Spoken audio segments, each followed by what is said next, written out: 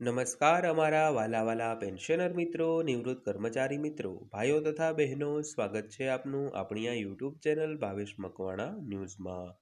તો ફેમિલી મિત્રો, આજની તારીખ 8/2/2026. તો આજના વિડીયોની અંદર આપણે વાત કરવાના છીએ રવિવારના અગત્યના પેન્શન સમાચારની. તો પેન્શનરો અને સરકારી નિવૃત્ત કર્મચારીઓની લાંબા સમયની માંગણીને લઈને સરકારે આપ્યા છે એક સારા સંકેત. તો મિત્રો, કઈ માંગણી છે જે લાંબા સમયથી દરેક પેન્શનરો અને નિવૃત્ત કર્મચારીઓ દ્વારા કરવામાં આવતી હતી અને સરકારે શું સારા સંકેત આપ્યા છે તેના વિશે આજના વિડીયોમાં ચર્ચા કરીશું. તો આજનો આ વિડીયો તમે ખાસ કરીને અંત સુધી જોઈ લેજો. તો વાત કરીએ કેન્દ્ર સરકારના કર્મચારીઓ અને પેન્શનરો માટે મોંઘવારી ભથ્થામાં વધારો કરવા અંગે લાંબા સમયથી ચાલી રહેલી અટકળો વચ્ચે ચિત્ર ધીમે ધીમે સ્પષ્ટ થઈ રહ્યું છે. તો તાજેતરના આર્થિક ડેટા અને સરકારી સંકેતોને પગલે ડીએમાં વધારો ક્યારે સત્તાવાર રીતે જાહેર કરવામાં આવશે તે પ્રશ્ન ચર્ચામાં આવવા લાગ્યો છે. તો આ વિશે આજના સમાચારમાં વધુ જાણીશું. તો મિત્રો, વધુ જાણતા પહેલાં હજી સુધી આપણી આ ચેનલ તમે સબસ્ક્રાઈબ ન કરી હોય તો આવી જ માહિતીઓ માટે આપણી આ યુટ્યુબ ચેનલ ખાસ કરીને સબસ્ક્રાઈબ કરી લેજો. તો વિગતવાર વાત કરીએ તો કેન્દ્ર સરકારના કર્મચારીઓ અને પેન્શનરો માટે ટૂંક સમયમાં રાહતના સમાચાર આવી શકે છે. તો લેબર બ્યુરો દ્વારા ડિસેમ્બર 2025 માટે AICPI-IW ડેટા જાહેર થયા બાદ એવો અંદાજ છે કે મોંઘવારી ભથ્થું અને મોંઘવારી રાહતમાં 2%નો વધારો થઈ જશે. જોકે વાસ્તવિક વધારો સરકારની જાહેરાત જે સત્તાવાર જાહેરાત કરે ત્યારબાદ જ સ્પષ્ટ થશે. તો સૂત્રોના જણાવ્યા અનુસાર સરકાર આ વધારાની જાહેરાત આવતા મહિને એટલે કે માર્ચ 2026માં કરી શકે છે. તો 7મા પગાર પંચનો કાર્યકાળ 31 ડિસેમ્બર 2025ના રોજ સમાપ્ત થયો હતો. પરંતુ જ્યાં સુધી 8મા પગાર પંચની ભલામણો લાગુ ન થાય ત્યાં સુધી 7મા CPC બેઝિક પગારના આધારે મોંઘવારી ભથ્થાની ગણતરી ચાલુ રહેશે. તો ત્યારબાદ જોઈએ મોંઘવારીની અસરથી રાહત આપવા માટે સરકારી કર્મચારીઓને મોંઘવારી ભથ્થું આપવામાં આવે છે. તો કેન્દ્ર સરકાર વર્ષમાં 2 વાર એટલે કે જાન્યુઆરી અને જુલાઈમાં ડીએમાં સુધારો કરે છે, જે મૂળભૂત પગાર પર ગણવામાં આવે છે. તો ડીએમાં વધારો કર્મચારીઓના પગારમાં વધારો કરે છે, તો જ્યારે મોંઘવારી રાહતમાં વધારો પેન્શનરોના કુલ પેન્શનમાં વધારો કરે છે. તો ડી અને ડીઆરની ગણતરી all India consumer price index IWના ડેટા જે 12 મહિનાના સરેરાશ હોય તેમને તો ત્યારબાદ જોઈએ તો AICPI-IW શું છે તે જાણીએ. તો AICPI-IW અથવા all India consumer price index industrial workers એ એક માસિક ઇન્ડેક્સ છે જે નિશ્ચિત બાસ્કેટ એટલે કે ટોપલીમાં સમાવિષ્ટ જે માલ અને સેવાઓના છૂટક ભાવમાં સમય જતાં થતા ફેરફારોને માપે છે. તો લેબર બ્યુરો દર મહિને આ ડેટા પ્રકાશિત કરે છે અને તેનો ઉપયોગ લાખો કામદારો અને કર્મચારીઓ તેમજ પેન્શનરો માટે વેતન અને મોંઘવારી ભથ્થાની ગણતરી કરવા માટે થાય છે. ત્યારબાદ વાત કરીએ તો 2% ડીએ વધારાની ચર્ચા શા માટે?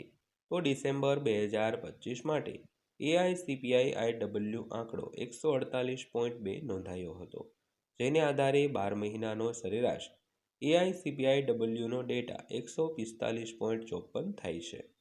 તો સ્થાપિત સૂત્રનો ઉપયોગ કરીને ગણતરી કરવામાં આવે તો મોંઘવારી ભથ્થું 60.33% છે, જેને 60% સુધી ગોળાકાર એટલે કે 60% સુધી રાઉન્ડ અપ કરી શકાય છે. તો હાલમાં કેન્દ્ર સરકારના કર્મચારીઓ માટે મોંઘવારી ભથ્થું 58% છે. જો મોંઘવારી ભથ્થું 60% સુધી પહોંચે છે તો તે 2%નો વધારો થશે.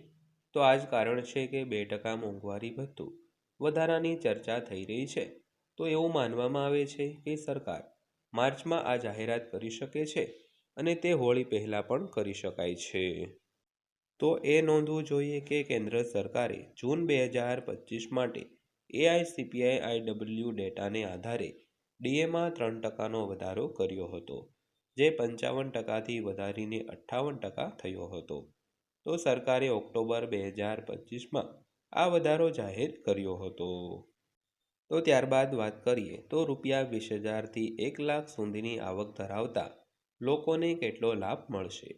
તો હાલમાં કેન્દ્ર સરકારના કર્મચારીઓને 58% મોંઘવારી ભથ્થું મળે છે. તો 2% વધારાથી ડીએ વધીને 60% થશે, જેને પરિણામે કર્મચારીઓના પગારમાં સીધો વધારો થશે. તો નીચે 58% અને સંભવિત 60%ના ડીએને આધારે વિવિધ મૂળભૂત પગાર ધરાવતા કુલ પગાર અને માસિક પગાર વધારાની ગણતરીઓ આપવામાં આવી છે, જે વધારાને સમજવામાં સરળ બનાવે છે. તો સૌથી પહેલાં જેમનો મૂળ પગાર 20,000 રૂપિયા છે તેની વાત કરીએ તો કુલ પગાર 58% ડીએની વાત કરીએ તો 31,600 રૂપિયા તેમજ 60% ડીએ પર કુલ પગાર 32,000 રૂપિયા. તો માસિક વધારો 400 રૂપિયાનો થશે. તો ત્યારબાદ જેમનો મૂળ પગાર 30,000 રૂપિયા છે તેની વાત કરીએ તો કુલ પગાર 58% ડીએ સાથે રૂપિયા 47,400 થશે. તેવી જ રીતે 60% ડીએ પર રૂપિયા 48,000 પૂરા થશે. તો માસિક વધારો 600 રૂપિયાનો થશે. તો ત્યારબાદ જેમનો મૂળ પગાર 40,000 રૂપિયા છે તેની વાત કરીએ તો 58% ડીએ પર કુલ પગાર રૂપિયા 63,200 થશે. તો 60% ડીએ પર કુલ પગાર રૂપિયા 64,000 થશે. તો માસિક વધારાની વાત કરીએ તો 800 રૂપિયાનો વધારો થશે. તેવી જ રીતે જેમનો મૂળ પગાર 50,000 રૂપિયા છે તેની વાત કરીએ તો 58% ડીએ પર કુલ પગાર 79,000 રૂપિયા થશે અને 60% ડીએ પર કુલ પગાર 80,000 રૂપિયા થશે અને માસિક વધારો 1,000 રૂપિયાનો થશે.